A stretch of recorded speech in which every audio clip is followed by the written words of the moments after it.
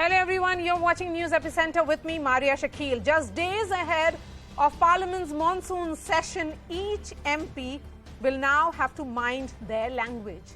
This after a list of words have been deemed unparliamentary.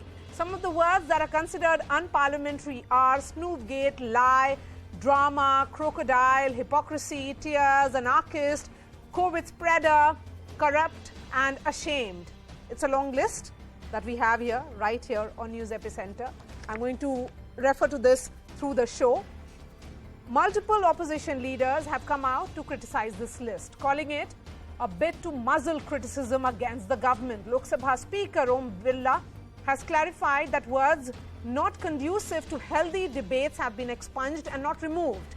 He also said that the tradition of listing out unparliamentary words has been on since 1959. He even said that the list was not a ban and the Speaker will assess the context of words used before expunging them. Moreover, the list in question is of words already expunged in the Lok Sabha, the Rajya Sabha and state assemblies. An action cannot be initiated against any MP in any court for unparliamentary expression. But the question emerges, why release this list now? And if the opposition is up in arms, what is the government's way out to allow the House to function? Joining me on the show, a power-studded MPs panel. Priyanka Chaturvedi is joining me live. Professor Rakesh Sena, Nasir Hussain, Sushmita Dev, Raghav Chadha. Mr. Chadha, I'm going to begin with you. With the clarification coming from the Speaker that this isn't some gag order but more of a compilation of words that have been expunged already, will this issue be put to rest? Look, first of all, there is already a set procedure in the House that the Speaker can always expunge anything that he feels is undignified or indecent. And there are set mechanisms to do so. Also, every MP is well aware of the conduct of within the House, and therefore there was no need to tinker with the existing set of checks and balances and come out with this laundry list of words. This list of words, quite frankly, explains what this government is fearful of. These are the very same words that the opposition MP use every day to describe the policies of the government. So, it shows that the government is very much aware of what words accurately describe its performance. Number two, they are fearful of facing the truth, and therefore, it impinges upon the special privileges given to a member of parliament. Article 105 of the Indian Constitution gives complete freedom of speech and expression to every member of parliament. Okay. It even gives a special privilege under 1052, whereby anything that is said by a member of parliament, even if it's defamatory in nature, cannot be proceeded against in a court of law. That is, an MP is immune. And therefore, whatever is said by a member of parliament inside the House cannot even be used in a court of law to proceed against the member of parliament. That is the kind of special privileges that are given to MPs in the Indian Constitution as envisaged by our founding fathers. So therefore, the government of India must realize that this list is an assault on democracy, is disempowering the opposition MPs. This list must be scrapped. And if at all a list is to be published, constitute a committee comprising of MPs of all political parties. Let this committee meet and discuss, debate and deliberate as to what words need to be included in this list. Okay. Before I bring in Rakesh Sinha, let me give opening comments also to Priyanka Chaturvedi. Priyanka, I've been reading your tweets and you certainly look very worried about what will really qualify as unparliamentary now, because MPs will have to do a lot of tightrope walk. We have heard from the Speaker. How are you viewing his clarification?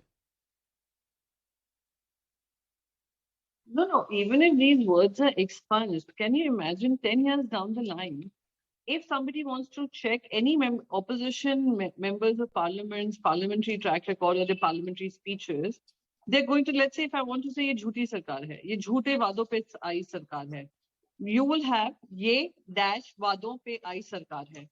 Then if I want to say these numbers seem fudged, the data seem fudged, they will have this in their records as the data seems dashed. So expunging words is as good as saying that this will not go in the parliamentary records. How fair is it? how correct is it for you to make words such as jhoot, natak, nautanki, hypocrisy, criminal, corrupt, unparliamentary? These are words that we use in our daily lives as well, amongst our family members in schools. Even the schools will not come down heavily on words like stop lying to me or stop being a liar. So these words that they're doing is not something which has come out of the hat, or it's something which is a precedent. They're deliberately trying to take away words, take away the opposition attack, to seek accountability from this government. And that is the unfortunate part.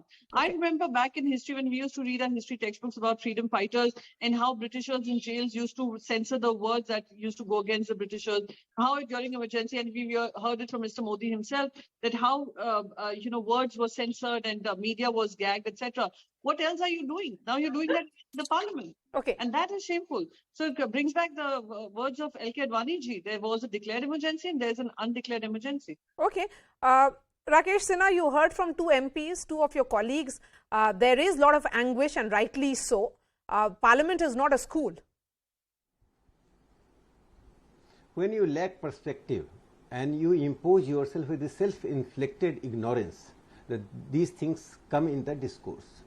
In fact, they are unaware of the parliamentary procedure, that these are the words which have been expunged. No word is parliamentary. It becomes parliamentary when it is used in a particular context.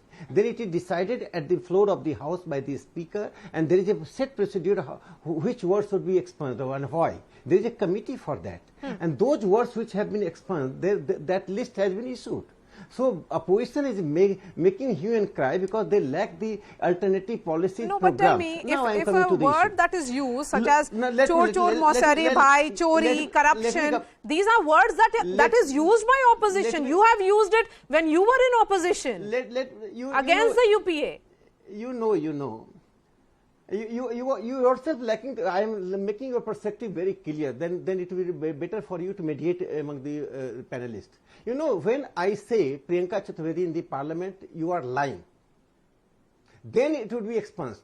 When I say that some people are lying, when I am attacking a member with a particular word, you are lying.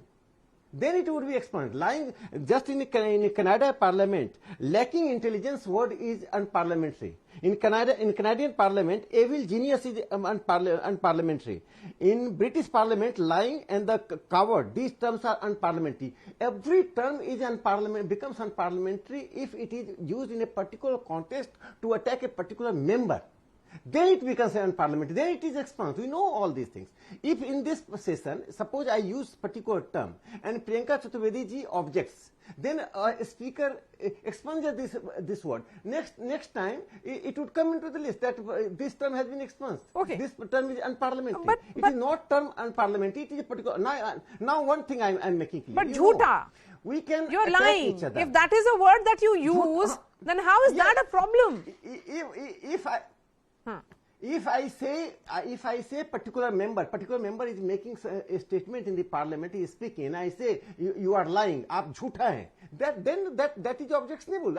I'm charging my colleague as a jhoota. That would be expunged.